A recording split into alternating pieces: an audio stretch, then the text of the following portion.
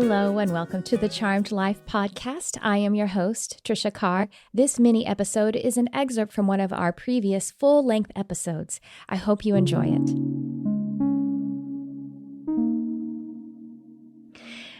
It is actually Bashar, who is the entity who is channeled by Daryl Anka, who says, you cannot imagine a non-reality.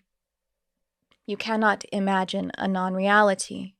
Your imaginal plane is a reality. It is a reality that should you continue to send frequency, send the calling signal to that reality, that will eventually collapse those waveforms into particles and attract to it, send out a calling signal of all the neutrinos that would make it a physical reality.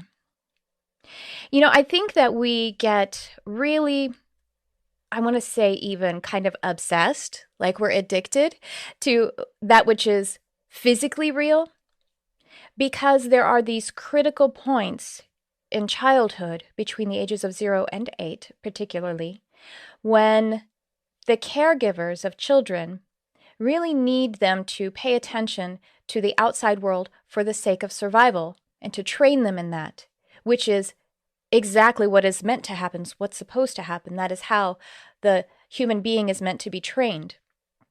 And since the reality that we must be trained on is run in an unconscious way, what we have co-created together has a lot of unconsciousness to it, then the caregivers have to alert the children in a way that helps them to focus on their physical survival and actually kind of infuse it with something that is unconscious.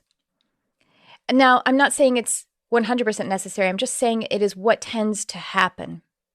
And what almost always seems to happen, why we are all here together probably, is that we are given some kind of message that as a child, that the child is given some kind of message that the inner reality, the non-physical reality or the imaginal reality isn't real at all, or at least the reality of it is so insignificant or non-valuable, non-resourceful, that it should be ignored and that it should be, even to some degree, have shame cast upon it. And children, I mean, that stage that children, and it doesn't come just from the caregivers, it comes from their peer sets too, you know what I mean? You know, that stage when kids are going, that's for babies.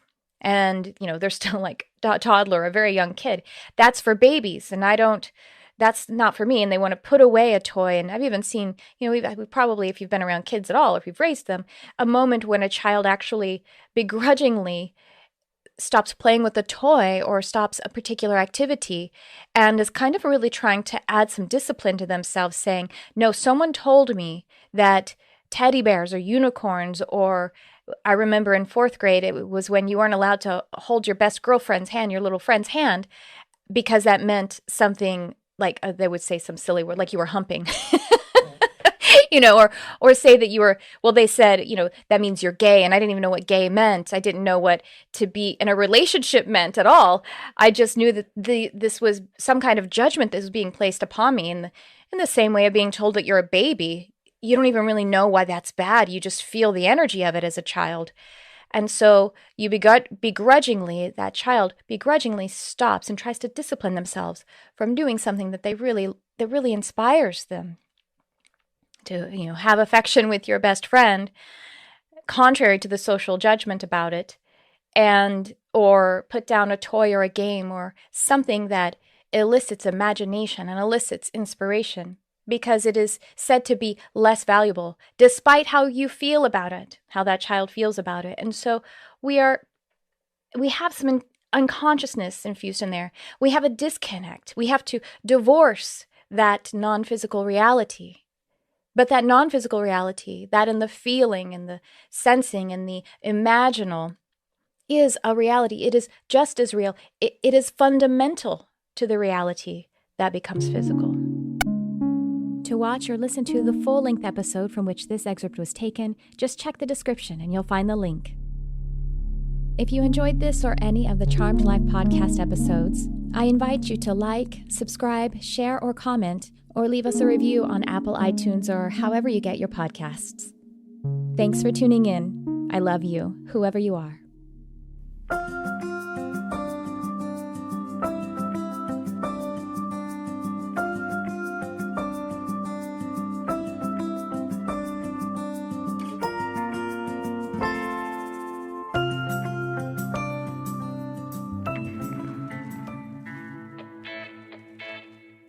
I'm so excited to announce the 2020 Energy Intensive with me, Tricia Carr, and my partner, Crystal Ann Compton.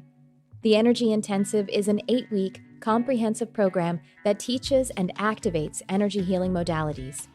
This program is unique, it is brand new, and it is cutting edge. It's also perfect for anyone who's interested in healing and energy, and particularly for intuitive people, for metaphysical seekers, and for spiritual practitioners. To learn more about the 2020 Energy Intensive, click the link in the description of this episode.